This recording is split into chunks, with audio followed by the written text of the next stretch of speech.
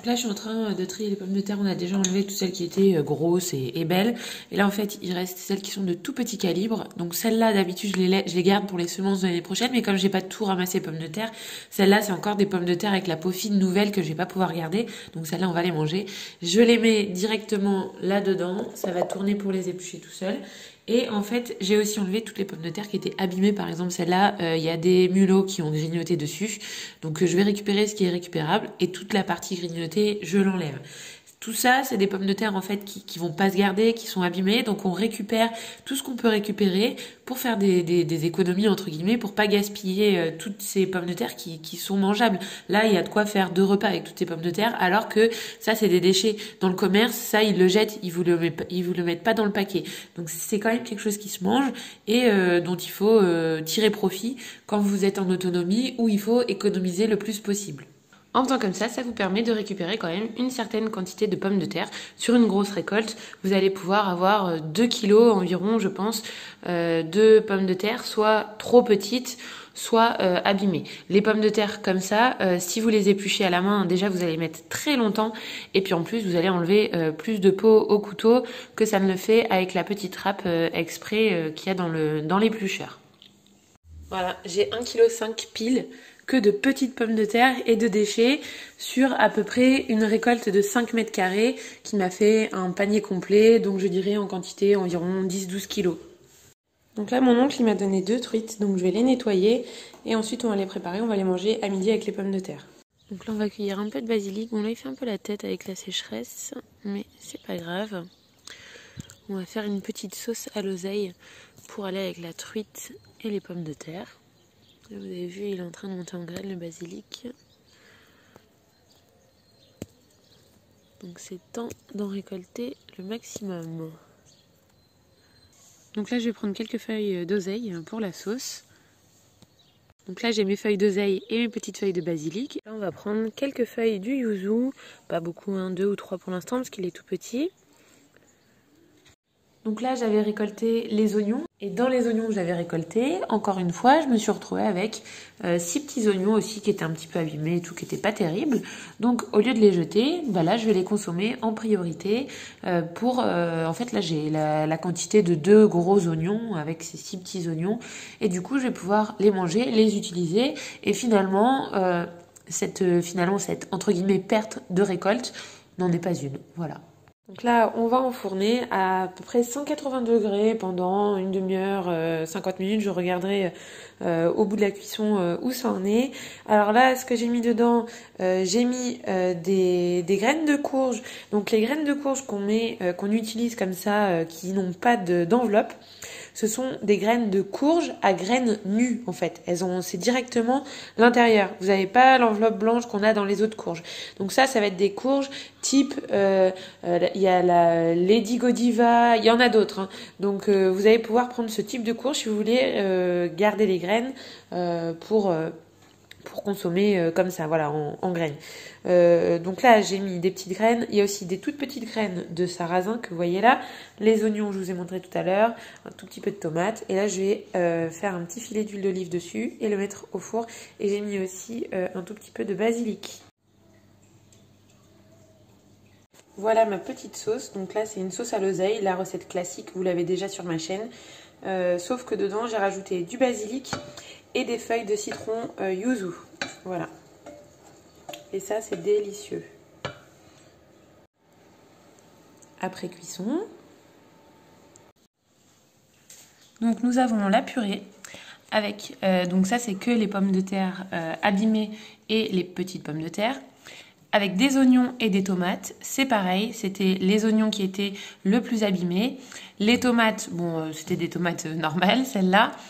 Ensuite, la sauce à l'oseille, basilic, citron, yuzu et la truite. Voilà. Et dessus, des petites graines de courge et de sarrasin. Voilà. Ciao!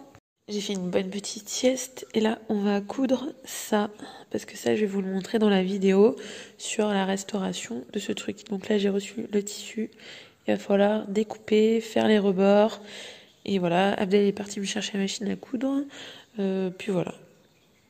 Là, c'est la première sortie de cette tournée de Toussaint. Je les ai ouverts là, mais ça me fait un peu peur parce que la poule n'est pas capable de les défendre. J'ai peur qu'ils se fassent attaquer par les autres, donc là je surveille un petit peu voir ce qui se passe. Là, ils commencent à être gros pour être dans ce tout petit enclos, quoi.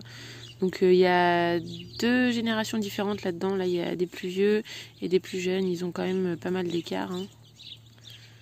Genre, ils ont moins de 3 semaines d'écart.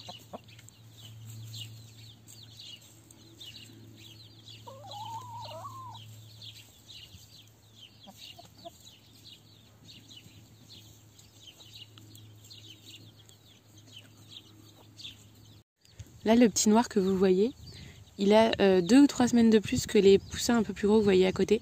Et il a exactement le même âge que les plus gros poussins que vous voyez là. Les plus gros qui sont à ceux-là, là, il a exactement le même âge et il est beaucoup plus petit.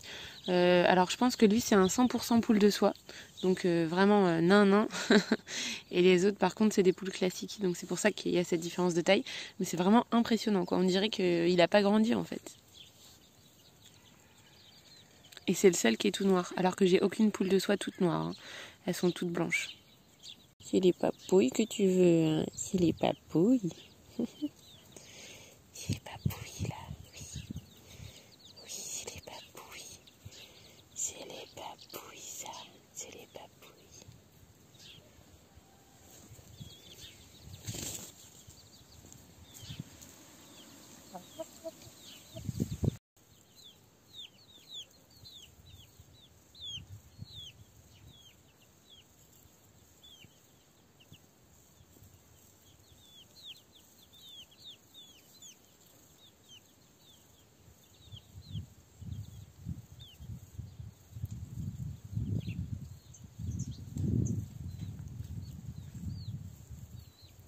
Là, il va y avoir un orage ce soir, c'est annoncé.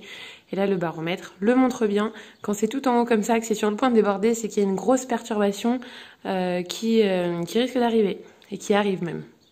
Là, les premiers haricots rouges Montezuma sont en train de mûrir et de sécher. Donc, je vais commencer à en ramasser avant qu'il y ait des petits rongeurs qui se gargarisent. Donc, ça, c'est des haricots rouges. Donc, c'est des légumineuses. Chez nous, il n'y a pas énormément de légumineuses à part les haricots. Tout ce qui va être haricots, en fait. Nous, le soja pousse très mal. Pour l'instant, j'ai pas réussi. Je vais essayer d'ensemencer avec des bactéries. Là c'est très très sec, alors je sais pas si c'est à cause de ça, mais en tout cas à part les petits pois et les haricots, on n'a pas d'autres légumineuses qui marchent très très bien, ou alors c'est parce que j'ai pas essayé les bonnes graines ou que j'ai pas la bonne technique, je sais pas, mais pour l'instant on a surtout des haricots, que ce soit des haricots verts ou des haricots secs type haricots coco, haricots rouges et des petits pois. Sinon j'ai le soja, j'ai essayé, j'ai pas réussi, pois chiches pas réussi, donc bon, les légumineuses c'est quand même intéressant au niveau des protéines. Bon, nous on mange de la viande, etc. Donc on en a quand même. Mais c'est vrai que on sacrifie pas beaucoup de bêtes, hein, parce que je préfère quand c'est des bêtes que j'ai élevées moi-même plutôt que de les acheter tout fait. On sait pas comment elles ont été élevées, etc. Déjà, j'en ai pas énormément. Et puis en plus, à chaque fois, ça me fait de la peine. Donc en fait, on mange vraiment quand quand on est un petit peu obligé. Par exemple là, les poules, on fait de l'élevage, on va sacrifier les coqs, les mâles, parce que sinon ils se battent entre eux. Mais c'est vrai que les poules, j'ai toujours un petit peu de mal. Hein. Je pense que ça, plus je vais en avoir de générations, moins j'aurai sûrement de tristesse, mais c'est vrai que mes premières poules là, je me vois pas du tout les manger, surtout qu'elles sont hyper mignonnes, elles me font des câlins et tout, donc elles non, donc c'est vrai que, mais donc du coup on mange pas beaucoup de viande. Par contre on mange beaucoup d'œufs, beaucoup parce que on a les œufs des poules, les œufs de la canne et les œufs des cailles, donc on a vraiment beaucoup d'œufs à manger, on mange beaucoup d'œufs. Et je consomme encore des produits laitiers, hein, du fromage, du lait, etc. Donc on a quand même pas mal de protéines animales. Mais c'est vrai que les légumineuses sont bienvenues pour remplacer la viande quand on n'en a pas.